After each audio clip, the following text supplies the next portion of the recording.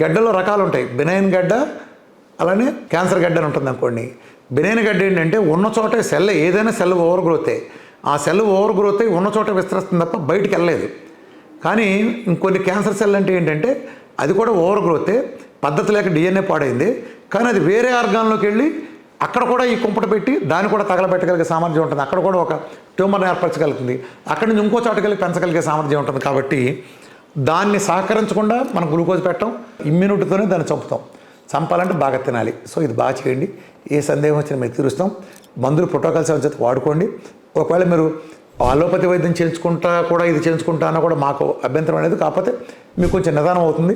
కాకపోతే మా వ్యక్తిగత ఛాయిస్గా మాత్రం మేము ప్యూర్ ప్రోటోకాల్లో ఎటువంటి అలోపతికి మందులు మేము ఎలా చేయం మామూలుగా. కానీ మీరు వాడుకుంటారంటే మాకు అభ్యంతరం లేదు. ఎందుకంటే ప్రోగ్రామ్ని స్లో చేస్తాయి, డిలే చేస్తాయి, లేకపోతే మీకు రిజల్ట్ రాపోవచ్చుకోవడానికి కారణంగా. కానీ నష్టం అయితే కొత్తగా అయితే జరగదు. ఒక్కటే గుర్తుపెట్టుకోండి, మీరు ఏం చేసినా సరే కేవలం డైట్ మాత్రమే, కేవలం ఒక ఆహార విధానం మాత్రమే మిమ్మల్ని క్యాన్సర్ నుంచి విముక్తి చేయగలదు.